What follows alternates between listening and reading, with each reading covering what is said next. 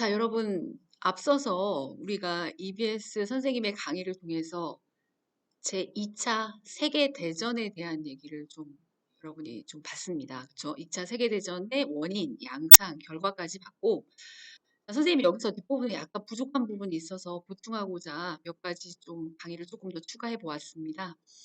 자, 이번 강의는 세계대전, 제2차 세계대전 직후에 이제 세계의 어떤 정치적 구도가 어떻게 변화했는지에 대한 얘기를 간단히 얘기하고 마치도록 하겠습니다. 자, 여러분들 세계대전 이후에 그쵸? 지정학적인 어떤 변화들이 어떻게 발생했는가에 대해서는 여러분 교과서에 보시면 지리 정치학자인 헤퍼드 맥킨더가 뭐 그런 얘기를 했습니다. 제2차 세계대전이 거의 끝날 무렵에 이제 미국과 영국 그리고 소련의 어떤 힘의 균형 관계 이게 굉장히 이제 중요하다. 그러면서 이것들이 어떻게 변화하게 되는지에 이제 관심을 이제 두었다라고 얘기를 합니다. 그러면서 자, 제2차 세계대전이 끝나면서 여러분들 뭐 국제연합이 생기긴 했지만 세계 구도는 오히려 소련을 중심으로 하는 여러분 사회주의 진영과 그리고 미국을 중심으로 하는 자유주의 진영 간에 냉전 체제에 돌입을 하게 됩니다. 이 냉전이라고 하는 건 여러분 실제로 우리가 전쟁이 일어난다라기보다는 우리 뭐 차가운 전쟁 콜드워라고 얘기를 하는데 이념 간에 서로 다른 이념 간에 이제 대립이 시작된다는 거죠. 실제 전쟁은 없지만 이 이념 간의 대립이 전쟁 목지 않은 어떤 세계의 긴장을 이제 주는 어떤 상황에 이르게 된다. 이런 얘기를 이제 냉전이라고 표현을 하게 된 겁니다.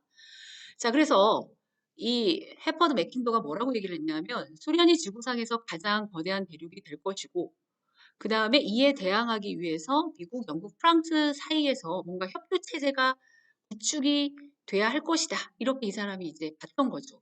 실제로 자, 2차 세계대전이 끝나면서 1949년에 그렇죠? 1949년에 소련이 동유럽을 결속하면서 거대한 이제 대륙, 사회주의 대륙을 이제 탄생시켰고 그러면서 미국도 가만히 있지는 않았습니다. 미국도 여기에 대한 어떤 위협을 느꼈겠죠. 그러면서 미국이 주도하고 영국과 프랑스가 결합을 하면서 새로운 어떤 국제 질서가 형성이 됩니다. 거기에 중요한 역할을 했던 게 바로 북대서양 조약기구 나토라고 볼 수가 있겠습니다. 자, 그러면서 자, 여기 밑에 여러분 보시면 이 냉전 속에서 그래서 북대서양 조약기구와 바르샤바 조약기구가 창설이 됩니다. 자, 북대서양 조약기구는 1949년에 창설이 되죠.